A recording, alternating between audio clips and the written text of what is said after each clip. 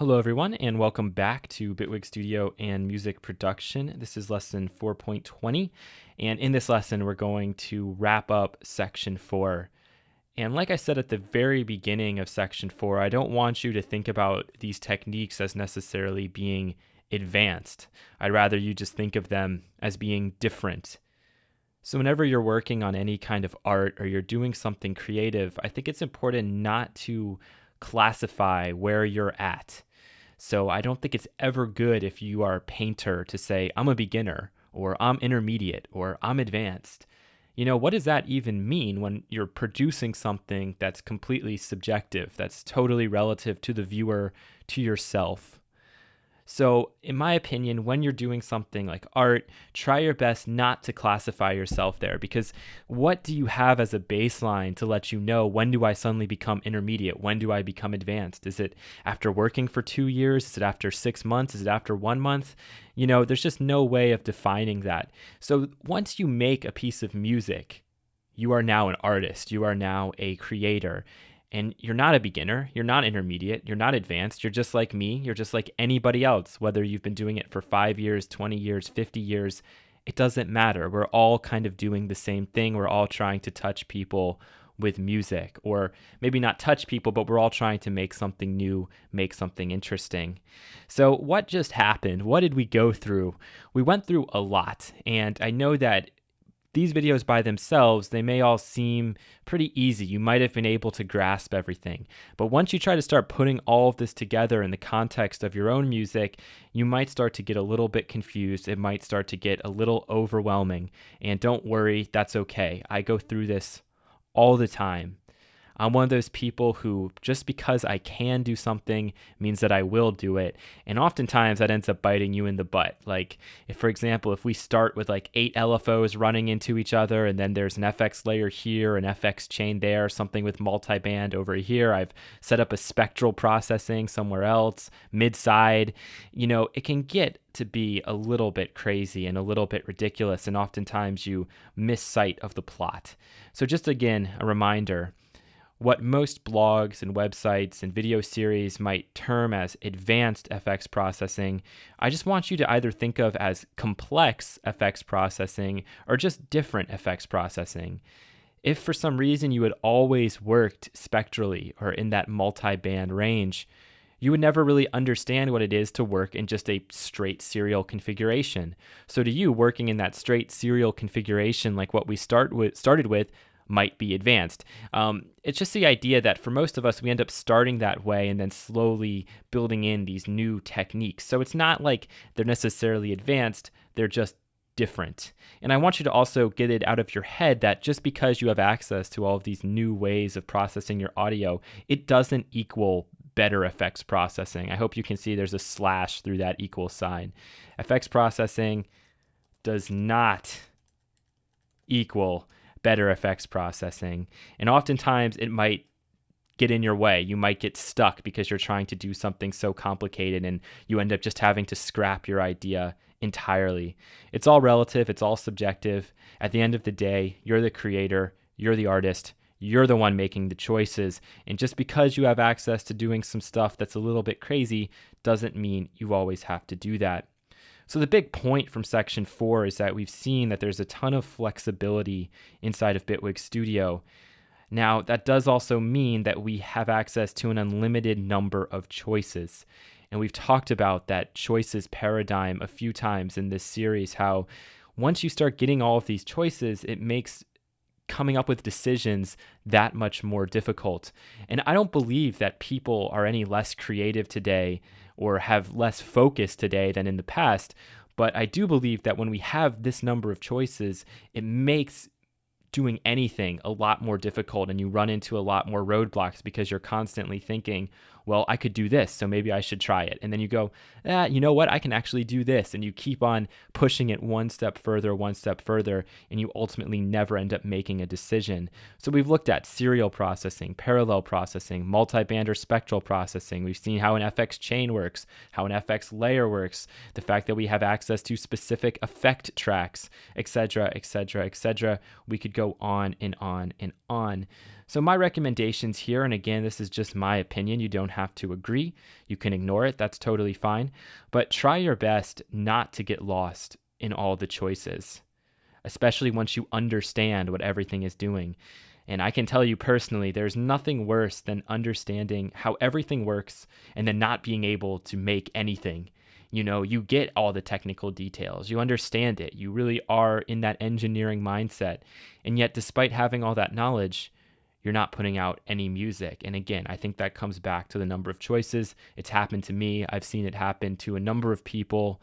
And a lot of times, what you'll notice with people who are starting out, new creators, new artists, they'll put out a lot of interesting work right away because they're just trying to make something. They're not really all that worried about how it's working.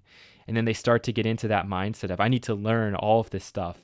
And then suddenly that output just stops. It just ceases for months and months and months. And oftentimes many people run into this problem where it starts to get so deep and so complicated that they just quit and stop at that point. So my advice is to always try to devote some time to experimentation and some time to composition, where you're actually making something that you're going to be putting out. So I like to call this composition with limitations.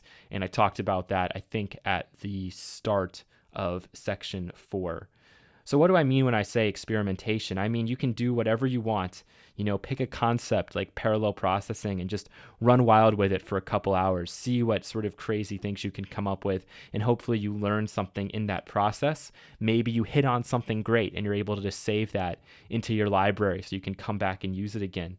And to me, in experimentation, results should always be secondary. You're not worried about making something that's going to fit into a composition. You're more worried about just going in there and experimenting and going crazy. And now let's talk about composition, the other hat, the other mindset when you sit down to make music. And specifically in the DAW, it's very different if you're working with only acoustic instruments. Because typically you don't have as many choices, unless you have like 800 guitar effects pedals and all sorts of old hardware gear, you're not going to have that many choices. And it's one of the reasons why some of the greatest music, or the music that we still listen to today, came from people with a limited number of choices, right? Like Jimi Hendrix has his couple of stomp boxes and his guitar, and he really got everything he possibly could get out of that instrument and out of those couple of effect boxes. And yet we still listen to that music like it's one of the greatest things ever done by a human being. And it might be some of the greatest creative work ever done. But again, if he had access to what we have access to today in the DAW, who knows what he would have done? Maybe he would have done absolutely nothing. So when you're working on composition in the DAW with the computer, with an unlimited number of choices, I think it's always best to set bounds. Tell yourself, I'm only going to use this, this, and this. And that way, instead of knowing that there maybe is an easier way to do it, you at least know that that's all you have to work with, and you'll have to be creative to get as much out of those certain bounds and parameters that you've set for yourself as you possibly can. When you're working on a composition, work for a goal, and that goal is usually just to try to finish the track, and sometimes that can be really difficult. So usually the goal for me is always, I want to start this, and I want to finish it. When you're doing an experiment, when you're just going in there and monkeying around, you're not trying to make a piece of music. The goal isn't to finish, it's just to have fun and see what you can come up with sonically. And once you do set those bounds, and once you are working for the goal, don't follow the rabbit down to Wonderland. AKA, don't suddenly think, well, maybe if I just add this one extra thing, it's going to suddenly make this the greatest track ever. If you do that, you've completely negated those first 2 rules that you've set for yourself, and now you're going to end up down that hole. You're going to find yourself on YouTube watching a bunch of tutorials. You're going to end up reading a bunch of useless crap, and you're going to go away from actually making music. And my videos do contribute to this in some respect, which I feel bad about, but at the same time, I think these videos are helpful to a lot of people to learn new things. So my biggest fear is that showing you all of these possibilities, specifically here in section 4, could actually limit your creativity and ability to make music.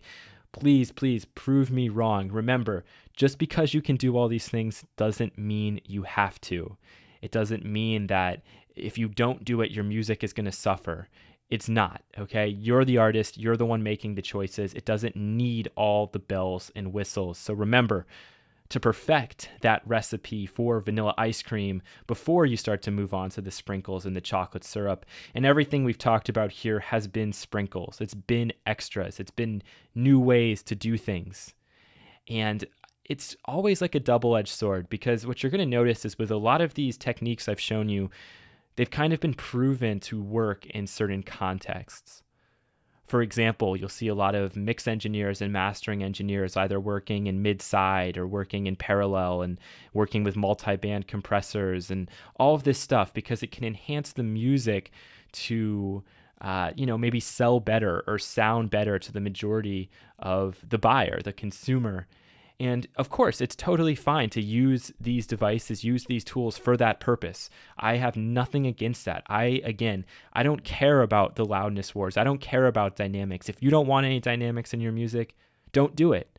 I don't care at all. And a lot of times that music can still be interesting. I'm not somebody who's going to rag on pop music because it follows a certain formula. It's one of the reasons why I listen to that pop music, right? So if you want to use what I've shown you for those traditional uses, and if you want to search out more of those, feel free to do it and to go in that direction. But also remember that you can use it for different things, and you can make different combinations, and you can try to take it in a new direction. Chances are it's not going to work, or people aren't going to like it. But even for some of the things that I've seen and that we've seen in history develop with parallel processing and multi-band dynamics and blah, blah, blah, blah, all of these effects that get used, mid-side EQ and the like, those took time to develop. It took time for people to start to like that. It took time for it to become the norm. So just because you do something now and people don't like it, it doesn't mean that that won't become the norm in a few months or in a few years or in 30 years. So I hope that this section has been helpful for you guys. It's been really cool to see the variance in people based on talking to some of you and just from looking at your accounts and the like.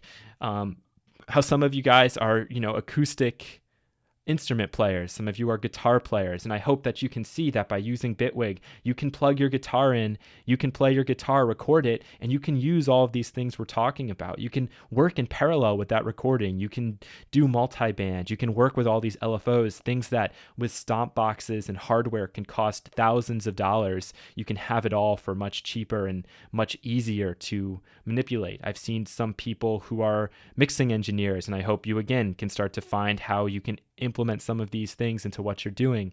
Haven't really come across any mastering engineers, but maybe there's one or two, and maybe I've shown you one thing that you can implement if you want. And then for the most part, it's experimental composers and creators and electronic musicians. And again, same thing. I hope you find something useful in all of these videos. So thank you for watching section 4. I hope you watched it from start to end.